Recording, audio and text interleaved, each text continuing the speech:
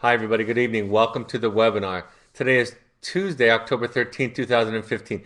Tonight's webinar is maybe the second or third one that I ever did. I've updated it, of course. But really what this came to me from is this place where a lot of the families that I'm working with, a lot of the parents that I've worked with have a hard time in their context at home dealing with this. Both their family and their friends aren't necessarily providing them the kind of support that would be most helpful. And what I learned, what I know is there's some things that we can do that can make a difference about the kind of support that we get. And I think as parents, we're waiting for, I think this is true in general, we're waiting for people to take care of us. We're hoping that if we're nice enough or loving enough, that we're going to have that kind of reciprocity, that somebody's going to come back at us with the kind of support that we need. And what I've learned over the years as a person and also working with parents is that we have to require that kind of support. We have to change ourselves first in order for people to change how we get treated. So tonight I'm going to talk about things that we can do to add to our support and also things that we can add to our support by taking away. That idea of addition by subtraction. The introduction of this comes from the book, my book, Journey of the Heroic Parent. What surrounds you in life is a manifestation of what you think you deserve. It won't work to ask to be treated a certain way by others. We have to require it in order to get it. So I'm going to talk about some things that are our rights. And I think as parents, because of our own self-doubt, because of our own insecurities, we have a hard time demanding these kinds of things. So let me go over a couple of pages of rights. You have a right to be treated with respect. And again, it's not asking for respect. It's not telling people you have to treat me this way. It is an inherent right that you have. And so what that means is that you get to demand it of anybody. It doesn't matter if it's your parents. It doesn't matter if it's your brothers and sisters, those who say that they are loving and just want the best for you. You get to decide what respect looks like, and you get to require it of other people. Or they don't get to be around you. They don't get to talk to you, right? And that's the extreme end of it. But that is my experience, what is required for things like this to change. You have a right to know where your kids are, who their friends are, and who are there with at any time. Let me be clear. That is with adolescents. Some of these are for adolescents, not necessarily young adults. But while they're living in your home, you have some of these rights. And while they're, of course, under the age of 18, you have some of these rights. You have a right to demonstrate that you care by occasionally verifying or spot checking our children's whereabouts. We may, for example, call, host parents or parties, or overnight stays. And I think we feel sheepish about that, right? People give us their opinion when we're raising our adolescent children that we're being overprotective, but we have a right to ask for these things. And many times, just the fact that we assert these rights, just the fact that we lay these on the table is going to change the kind of decisions that others and that our children make. We have a right to set a curfew and enforce it with restrictions and loss of privileges. This also, by the way, some of these can apply to young adults if they're living in your house, right? You can say, this is what time you have to be home by. And if you're not, these are going to be the rules and the consequences, right? You get to say those things. We have a right not to condone any alcohol or drug usage and to say no to attendance at activities where alcohol or drug usage may occur. And I think, again, as parents, we have so much self-doubt. We don't know that we can assert these kinds of things. And we hear messages from the culture. We hear even experts telling us what we should do. And it's not even for me that I would do all of these things all of the time. It's just being allowed to express these things, to express myself in these ways if I want to. We have the right to make mistakes and or change our minds. I think that one might be so simply written, but it absolutely is one of the most difficult things. I think parents get so held hostage by their mistakes. What I've learned as a parent, even in the last few years, is that sometimes the best thing I can do for my children is make a mistake. Not that that would be ideal, but sometimes that ends up being such a wonderful thing because they see dad's not perfect. If I can come back and apologize, if I can come back and make an amends or repair it, it's actually at times more helpful than if I get everything right all the time. They want us to be on our journey. They want us to know that we have a project and it is our lives. That's very important to them. So changing your mind is okay. They get to feel mad about it. They get to not like it. I think that's important. A lot of times we talk about these rights, and so we expect everybody to just be happy about it and accept it. And everybody also has a right to their reactions, and I'll talk about that a little bit later. We have the right to ask questions and expect answers about all things that might affect our children. I'm going to talk about it in a moment about this with therapists. I think this is especially important with therapists, with a therapist at Evoke. You get to ask questions. right? It's our job to explain to you, to make sense out of what's going on with your children. And so you get to ask tough questions. You get to say what you don't like, what you don't believe, what you're not comfortable with. You get to do all those things. We have a right to monitor school activities, academic, behavioral, and social. I want to say that when I was writing this one down, I was a little bit leery of it because sometimes, for me, I became obsessed with these things. I became obsessed with the micromanaging of some of these things. You know that thing sometimes they have, I don't know if they have in other parts of the country, it's called Power School here in Utah. And it's this thing where you can track all your children's assignments. And for me, that became a disaster. That became a nightmare because I was paying attention to it much too often, and so was my wife. So I learned for me and for my children that it was best if I monitored things when it came to midterms and the end of the school year. Unless, of course, they're getting in a lot more trouble, then I'm going to be more active and on top of it. But we have a right to those things. We have a right to know and consult with adults who influence our children's lives. For example, coaches, employers, teachers, youth group leaders, ministers, and counselors.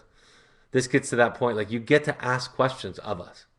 And by the way, if you ever struggle with something a therapist says or does, and if all they do is marginalize your feedback or your experience as, well, that's your issue, that's your problem. If that's all they do, then you know you're dealing with, at that moment, a therapist who hasn't done their work, who doesn't know what it means to treat people with emotional, mental health issues, addictions, and so forth, right? So I think that's an important thing to understand. If you get marginalized, if you get told, well, that's just your issue, that's just you being sick, that's just your problem, if that's their response to you struggling and honoring them with feedback and with feelings and with you sharing your experience and difficulty with them, if they respond to that honor that you give them by just marginalizing you, then you know at least at that moment you have a problem. And I've done that too. I've done that at times. But hopefully, in the big picture, right, the big movements, I can be incredibly grateful and feel honored to have a client share that with me. We have a right to know what is happening within our own home, to set house rules, and know the identity of guests who come into our home. I think that applies to both adolescents and young adults, right? We have a right. It's our home. We have a right to do it, to know it, to ask questions. But again, some of this is difficult because when our children respond to us with shaming messages, we don't think about the fact that our children shame us, but they learned it from the best, right? So when our children shame us with messages, we retreat into our shell, right? Because their shame at times has the exact same impact, influence that other people's shame has on us. We feel like we've done something wrong. So part of this is to empower you. We have a right to assign our children chores and other family responsibilities appropriate to their ages. We have a right to promote time together as a family, which may include meals, outings, study time, and other planned activities. We have a right to be authoritative when logical explanation and reason have not succeeded. I think for a lot of parents, they argue, debate ad nauseum. They explain, they lecture. They're hoping, this is a big issue. They're hoping that the child is going to turn, that the child is going to buy in, that the child is going to like it, believe it, subscribe to it. Because if the child at any age does those things, believes it, subscribes to it, endorses it, then the parent doesn't have to do the difficult work of setting a boundary and letting the child be upset with them. And that is one of the most, because of our own narcissistic wounds, our own childhood wounds, that's one of the most difficult things to do. And so we do just about everything in our relationships except for requiring people to treat a certain way. And this just doesn't apply to just children.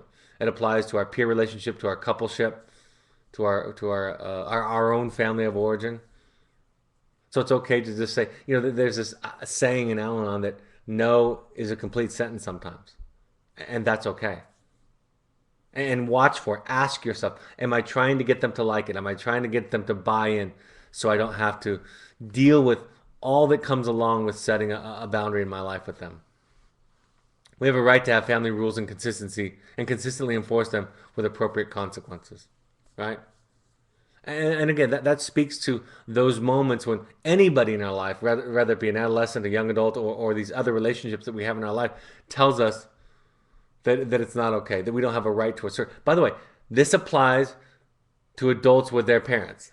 So if any of you are on this webinar you are an adult and you have adult parents, many of these same things apply to you. Let's talk about the traps of this idea of selfless parenting, right? I think this is another principle of empowerment. There's this idea that we have that everything we do is supposed to be for our child. We actually tell ourselves, sometimes we go so far as to tell our children, everything I've done is for you. Everything I do is for you in parenting. And there are several problems with that idea and the expression of that idea.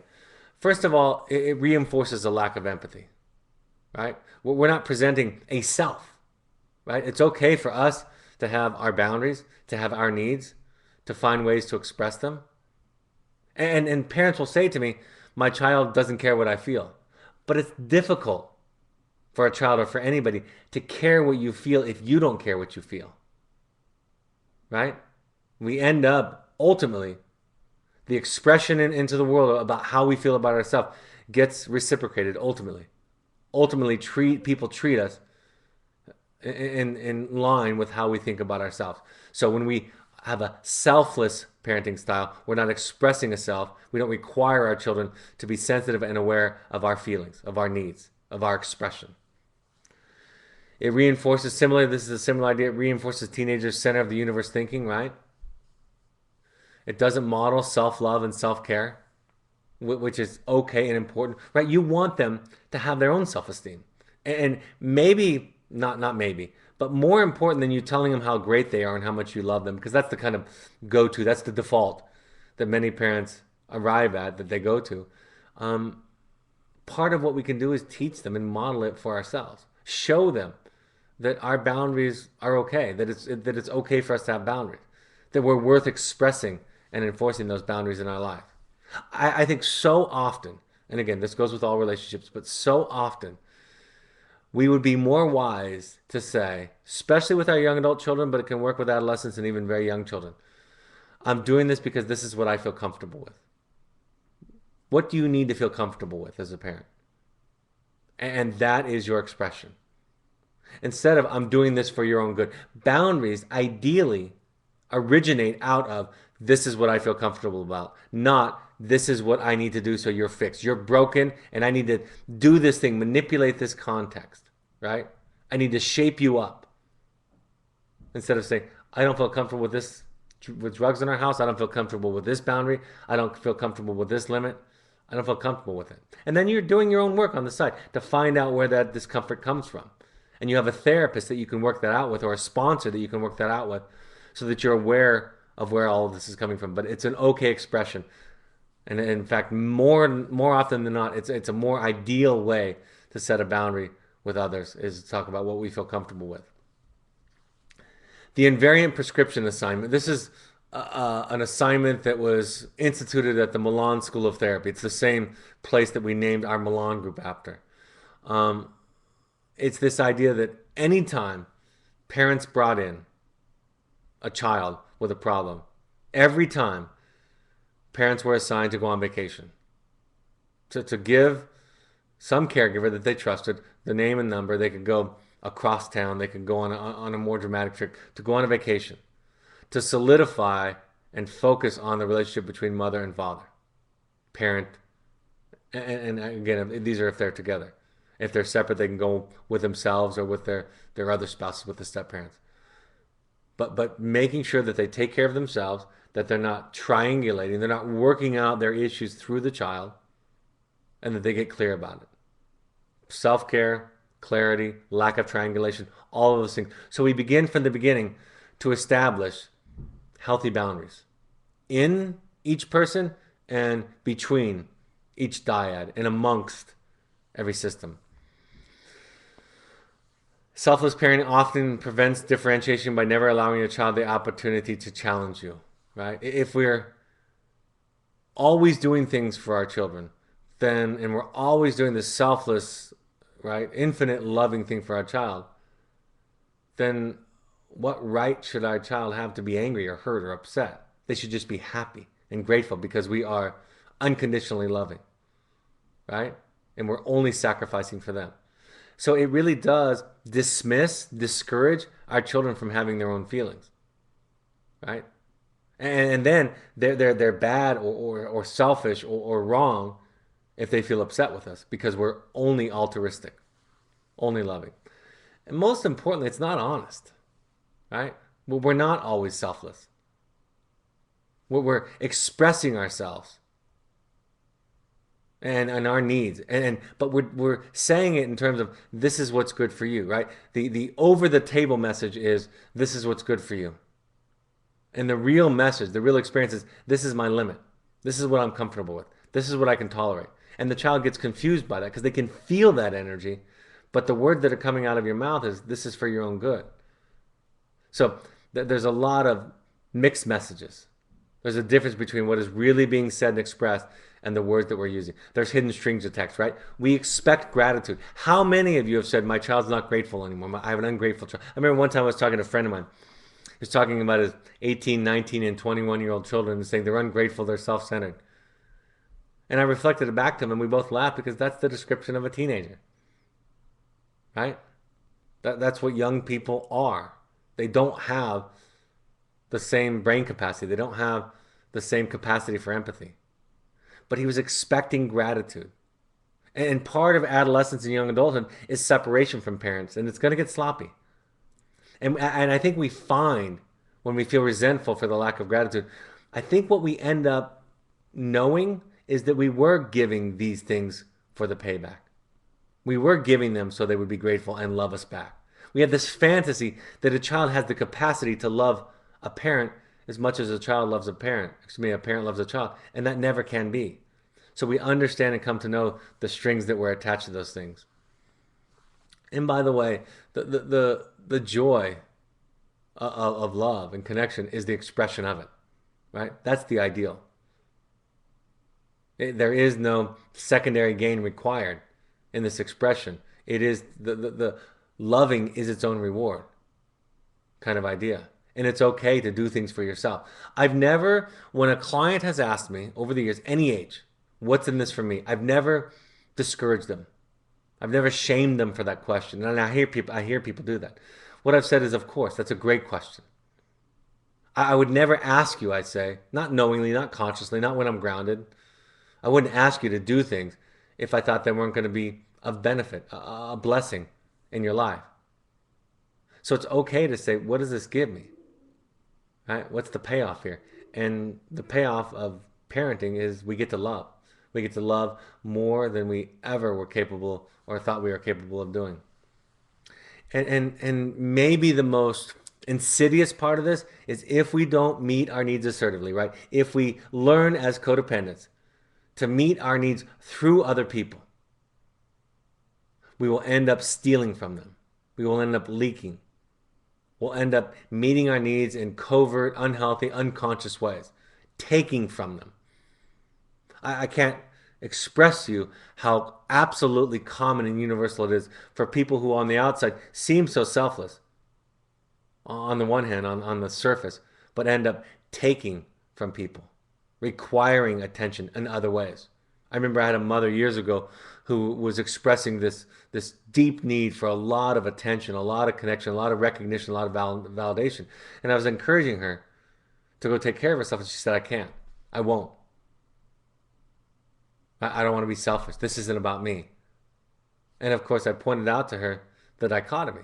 You need it. It's okay. It's healthy. You learn from your family that to need things and ask things at times which burdened and overwhelmed your parents, you learn from them that that was called selfishness on your part, right? That's a word that we use when we are put off by somebody's needs, by their expression of their needs.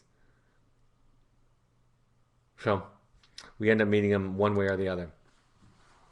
If you don't take care of yourself overtly, then you're likely to meet your needs in unhealthy and covert ways, such as depression or anxiety. If you're depressed, people are going to take care of you. You end up getting medication, doctor visits, attention, time, and energy from other people. And so in your attempt to be selfless, you have in fact engineered a way for yourself to be taken care of by other people. Your needs will be met one way or another. They will leak, they will scream, and they will awaken like Mr. Hyde if you don't learn how to attend to them. Now I'm going to talk about sources of support, but the first idea is this concept that we know about called addition by subtraction, which I think a lot of people would do well to employ this idea, this principle in their life. In order for us to surround ourselves with people who can love and support us in the way we need, we have to first require it of them. This applies to family, friends, and professionals. It is scary and will bring up feelings of guilt, but in order to create a safe context for ourselves, we will have to fight the old messages that tell us that we have to be loyal or obligated to someone, even when there is a well-established pattern of mistreatment. So part of what we have to do is exercise some people from our life. Sometimes it's temporary. Sometimes when we do that, they come around. I have an example in my life of my mother during a difficult time and her giving me advice and telling me what to do and me saying, I'm not going to listen to this. And she said, well, I'm your mother. I need to tell you. This is in my 40s. And I said, well, you might think that this is love. This might be your idea of love, but it's not my version of love. So we're not going to have this discussion anymore. And I won't answer your phone calls and we won't talk. And I'm sorry. That would be hard for me, but I'm willing to do it to take care of myself. I need people in my life that are going to support me and love me. She came back about a month later. This is rare, I think, for people my age and my mother's age. She came back about 3 weeks or a month later and said, I went to therapy and I realized what you needed. And I realized that I could give it to you. And so I'm willing to love you in the way that you're asking. What do you need from me? So sometimes when we set this kind of boundary, sometimes we lose people. And sometimes people transform. And then sometimes we become more acutely aware of those who can support us, who do support us in this process.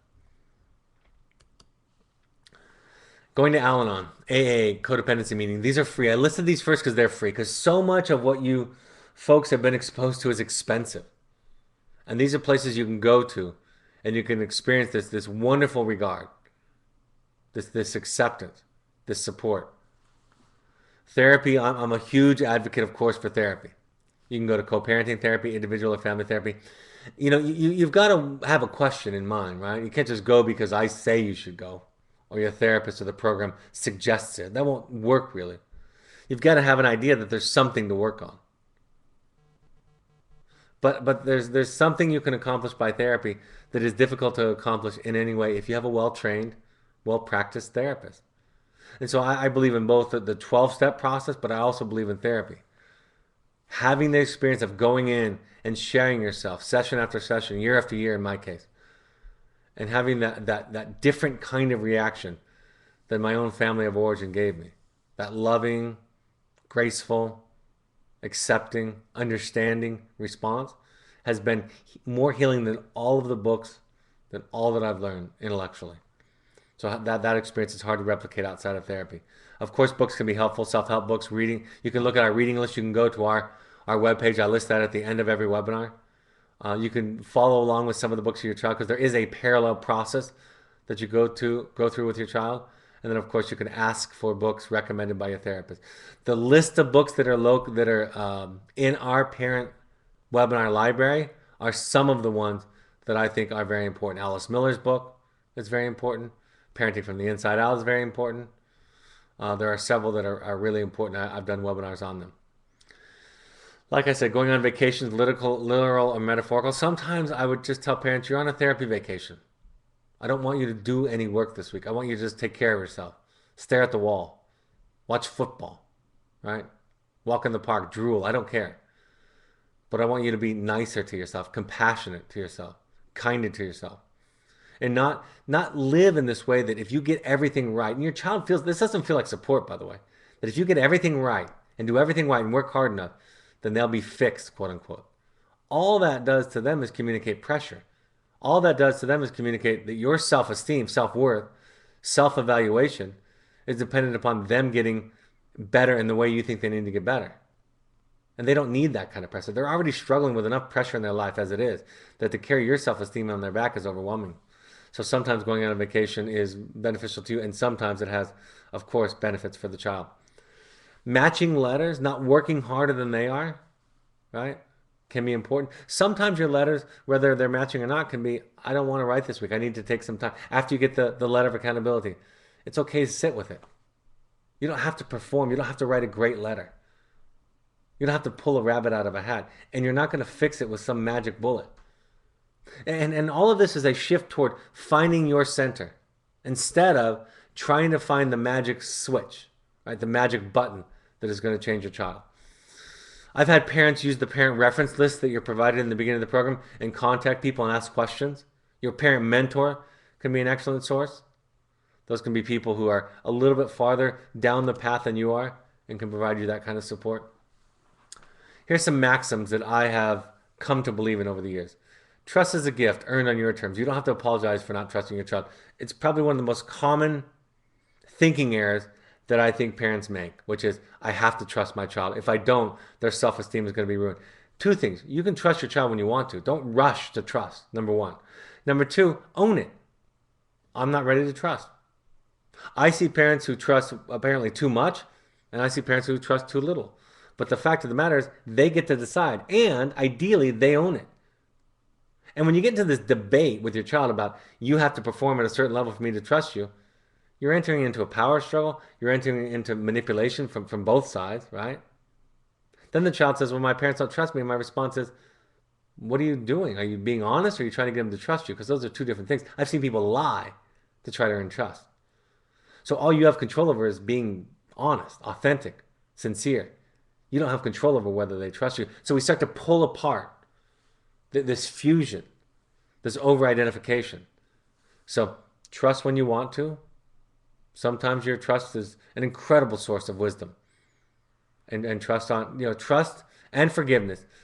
It says on the third bullet point, they come on the terms of the person who's been hurt, not on the terms of the person who's done the hurting.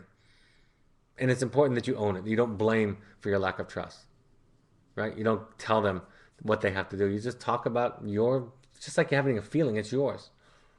You have a right to be sad, to be heard, and to ask your therapist tough questions. I'm going to write a blog this week about treating mental health, and I've bumped into, and even in our field, many therapists who are having a difficult time treating mental health. They're impatient with their clients. They're judgmental of their clients. They marginalize, like I said earlier, their client's resistance and their frustration with their client as evidence that the client is sick instead of understanding them. Right? Every mental health issue that any of us have is evidence of a wound. Right? We have good reason for it. And to unpack it, to heal from it, to move through it, it's important that we compassionately look at ourselves. And to compassionately look at ourselves, to understand ourselves, to have the courage to see ourselves instead of just be repulsed by ourselves, it's often necessary for somebody else to have that same kind of feeling towards us. You have a right to cut off conversations with unsupportive family and friends regarding placement and treatment of your child. I can't say that one any stronger. That's an important one. I remember, and this is a more mild version of it. In fact, it's kind of different than this, but it reminds me of that. I had a mother tell me one time that her family was well-meaning in asking for updates every week. And she said she was dealing with so much emotionally that she had a hard time responding, and sometimes she didn't want to give them an update. And I said, it's okay. It's okay to tell them what you need. You're the mother right now going through a very difficult situation with your drug-addicted, suicidal child. And it's okay for you to set that boundary. And if that's going to be offensive to them, if they're going to be agitated by you, then they're not really loving you. It's not really coming from a place of love. It's coming from a place of manipulation and power and control. Because love, in this example, the expression of it would come in a way that you would recognize. So it's okay to set a boundary. And it's okay to tell people that don't support you. See, there are a limitless number of examples that I've experienced where what I have observed to be healthy parenting for myself or for somebody else is judged by other people, even experts. And the fact of the matter is, the very fact that people are judging us lets us know that they're not an expert. Because experts don't judge. Experts don't know. Experts don't have all the answers. Experts embrace not knowing. Experts understand. So you have a right to cut off conversations with unsupportive family and friends regarding placement and treatment of your child. And if those discussions are overly difficult, then what you are aware of is that it's not coming from a place of love and support. You have the right to think over your answer. It's okay to say no future information or I don't want to talk about it. I think a lot of us go to the place of saying, I don't know. And we lie because that's easier. I had a client one time whose The parents had decided for their adolescent son on an aftercare placement. And the son asked him on a phone call. He said, have you guys decided on? And they started to hem and haw and stutter and say, well, we haven't really talked about it. We don't know. And he said, I think you might have decided already, but you're afraid to tell me that you've decided and you don't want to talk about it, and it's okay for you to do that. I know in my past, there's ample evidence to suggest that I wouldn't tolerate that boundary, but I can tolerate it now. I'd rather you tell me the truth and set a boundary than lie to me. Of course, that's an exceptional example, right? But we can start to talk that way to people. You don't have to apologize for boundaries, consequences, or reactions to your feelings. And again, I think we measure the rightness of what we say and do by how people react. And there's work there. By the way, I thought about this just a moment ago. As I read all of these and talk about all of these are all things that I have worked on and need to work on going forward. These are the ideals that we strive towards. So people being upset with you is not evidence. I have so many parents who write a letter and say, I must have written the wrong thing because my child is really upset. That's not evidence. Because somebody gets upset with you is not evidence that you did something wrong. It's evidence of their feelings. But because we lack a capacity to see other people and to merely see them as reflections, reflecting back to us who we are, we miss them altogether. And we make meaning that we don't need to make. You are relevant, you are important, you are valid. Your gut is good enough, your best is good enough, you are fallible, and you are good enough. It goes back to that idea that I have where I think a lot of people try to convince themselves that they're good parents or good spouses or good people. The need to be good is the enemy and the barrier to self-awareness. The opposite of that is not accepting that you're bad and giving up. It's knowing that you're fallible, knowing that you're imperfect, and still loving yourself. Having that be enough. Knowing that you're doing the best you can and you can do better. But the need to be good requires us to not see things in ourselves and to project those out and see them in others. We imagine then that the fight, the battle for good versus evil is going on outside of us, right? We see the evilness in the world and we look at it and we focus on it, not knowing that that's really an internal battle all the time. Here's some quotes I have for the conclusion from my book. Harriet Lerner described the energy of a system to return to status quo as change back. This is the dynamic that one could expect after establishing a healthy new boundary in relationships. It's valuable to know that even our cherished loved ones will often resist change. Rare is the occasion when others will celebrate our new boundaries, whether they are children, partners, friends, or work associates. Still, this awareness can prepare us for the ensuing pushback we get from our children when we set new boundaries. And sometimes we do it in a sloppy way to begin. But it's important to prepare for, once we are sure of a line that we want to take, of a boundary that we want to set, it's important that we understand that we are often, and prepare for, the fact that we are likely going to get that pushback, that change back message. At a graduation session with one family, I noticed how each member of the family took a blaming posture toward the other. Each was looking at another, pointing out a fault and asking that person to change. My final suggestion to them was, assume everybody else in the family is not going to change. Assume the others are going to continue to be their old idiot selves. From there, you will have the focus on where it needs to be, squarely on yourself. Initially, the mother was angry with me, accusing me of being overly negative. I explained, I'm not being literal. I know all of you have made progress, but if you're expecting it to be easy, it's not going to work. You'll end up fighting about who is doing it, who is doing what, and how much. If you let go of others changing, you will all contribute a lot of positivity to the progress. So I know we pay a lot of attention in our weekly updates about how is my child doing, and those are things that you'll continue to hear about and learn about and that are important for you to ask. And what about your relapse? What about your relapse prevention plan? What about your lack of awareness?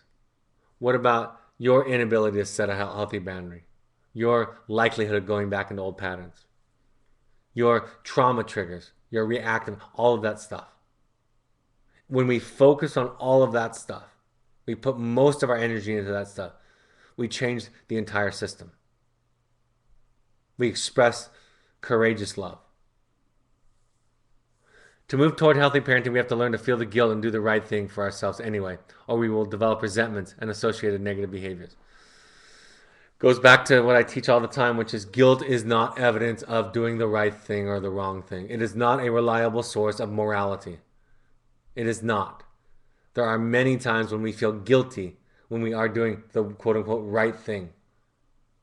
The only source of morality that I know about is the capacity, the developing capacity to learn how to feel our emotions and then recognize and be sensitive and aware of those in others.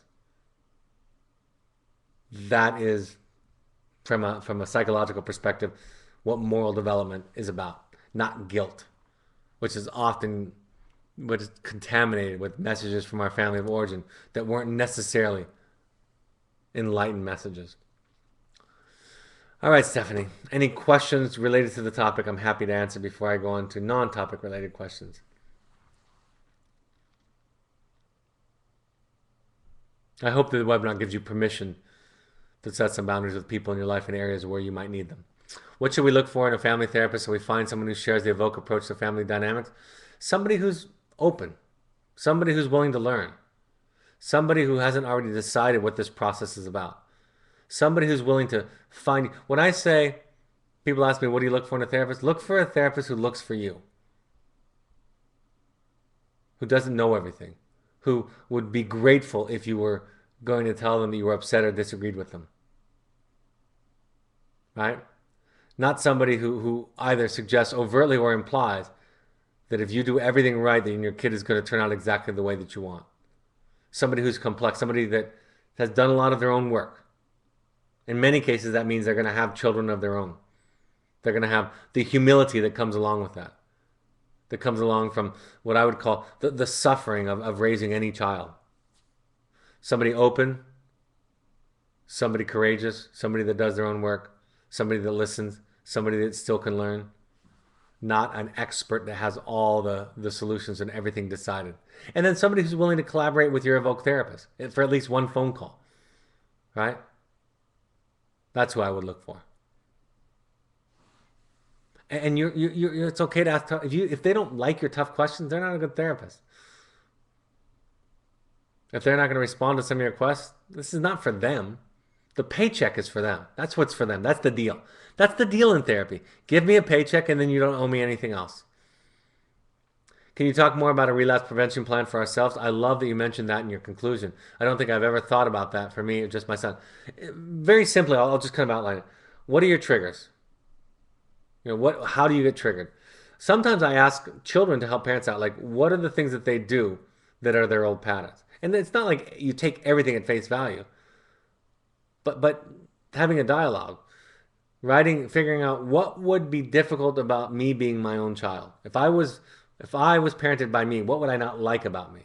So look at your triggers, look at your reactiveness, look at your old patterns. I say this is one of my favorite illustrations lately. There's the ideal in any given circumstance, relationship, transaction with another person. Then there's what we naturally do or our inclination or what we did do. The ideal and our natural response. The stuff in between is where our work is. And we don't ever have to arrive at the ideal. We just have to look to it. You don't arrive at the North Star when you use it for your bearing. You just look at it as a point of reference. And so look at what your negative behaviors are. Look at your own escapism, your own self-medicating, your own anger, your lack of willingness to own your own stuff. I've told the story many times about the father who told me after his son came home from Evoke therapy programs and he started to relapse. He took him home. Somewhat against clinical advice, but I got the sense pretty quickly that that's what they needed to do. I wasn't predicting the greatest success, but it was okay. So his son came home and he started to regress into old patterns, and his dad had a contract, mom had a contract with him, and he was starting to violate those contracts, which eventually would lead to him being placed again at Evoke or another place, which eventually happened. And the dad said to me this thing. He said, I know I'm not supposed to lecture, but I went back upstairs and I told him, you know what? Why are you doing things you know you're not supposed to do? And so I said, listen to what you just said. You just said to me, I know I'm not supposed to lecture. And so I went up there and lectured and asked my son, why are you doing things you know you're not supposed to do? Beautiful. Now what you have is the opportunity to go back to your son and say, I'm starting to figure out why we go back to old patterns. I did it with you. In the moment I was asking you and lecturing to you, I was doing exactly what I was asking about. It's just a different sensibility. It's a different lens. We don't look at the solutions outside of us. We look at them inside of us. So yeah, just look at your patterns. Look at your negative behaviors. Look at the communication. Look at the 8 tips. One of my favorite webinars. I'm going to click on it because I didn't because a lot of people weren't on it. I think it might be my favorite webinar in general. Is this one right, that I did right here? Um, on the bottom right, 8 tools for transforming your relationships. There's also going to be a blog posted about it later this week on our blog site and our social media, and you could go back to the slides if you want, Stephanie. But that kind of talks about the general things, and so when you're not doing those things, those are your things. And then what do I need to do? I need to talk to my sponsor. I need to talk to my therapist. I have something to work on, something to focus on, something to apologize for, something to make amends about. So all of those things. And just the fact that you're thinking this way, and the more formalized it is, you realize how helpful that is to a child to hear. And I know some of you are going to be worried about, well, they're just going to make an excuse. They're going to point out my weaknesses and use that as an excuse. And my response is, so what? That's not about you. The more unattached you get to them making excuses about your mistakes and your stuff, the less they're going to use it. The only reason that they're attached to it is because it triggers you. I've told my children my story, dropping out of high school, drugs and alcohol problems when I was a teenager. It doesn't matter to me if they say, well, you did it. My response is, okay. I also did a lot of other stupid things too, but so, I don't even say that because it wouldn't even make sense to me. It would have no traction with me. And then if you work on a relapse prevention plan and share that with them, that would be awesome. All right, folks, a few announcements coming up. I'll click through the slides real quick. Sorry for that. We want you to go to 6 of these meetings to try them out while you're with us. You can go and find meetings in your area there. Follow us on our social media for announcements, inspirational quotes, activities. The blogs get posted there. You can buy my book on Amazon. A lot of this webinar actually is one of the chapters. So I took my 8 favorite webinars, and that's how I started the book chapters. This is one of them. If you go to the Parent Alumni Book Foundation page, 10% of that money goes to charity for parents who can't afford treatment. That's number one. Number two, it's also a general reading list for both parents and children that you can peruse and look at by topic. Parent support groups coming up. New York City, October 25th, 4 to 6 p.m. RSVP to Stephanie. We have one in Los Angeles coming up. You can RSVP to Jen, 49jennifer at live.com. So there are the dates there. I'm going to be in New York in November, but not October. Intensives and workshops coming up. I've been asked, I'm going to make some winter lists for finding you and parent intensives coming up. We just finished a wonderful parent intensive this weekend with 6 people. It was fantastic. Special event. If you're available for this, there's a reading of the play Wilderness, which is going to open next October in New York City and travel the country. It is being produced by a nonprofit company. So if you go to our Facebook page, or if you're in the area, you'll get this announcement, or next week it'll go out in our general newsletter to all of you. And you want to donate to this, it's something that they need. It's a message about mental health and addiction and families that are struggling. And it's also to get the message of wilderness therapy out there. And for those of you who have fallen in love with this, like of course I have, it's a wonderful medium to express it. It's a story of 3 young women and 3 young men and one mother and their journey through wilderness to healing. All right, Pursuits, I'm sorry, I clicked by that fast. Pursuits is our outdoor, you can go to our website, our outdoor high adventure trips, sober fun. You can go there. And then on Thursday of this week, on Thursday I'm going to, at 7 p.m. Mountain Time, I'm going to be talking about sex and gender. Any other questions before we close tonight, Stephanie? Do you ever host support groups in St. Louis? I have. I know I stick to New York and LA and San Francisco and Chicago and the big cities. I have done St. Louis in the past on a couple of occasions. It's one of my favorite places to visit, so I'll try to get around as much as I can. and I have a list of ones that are on my to-do list, and I'll add St. Louis to that. So,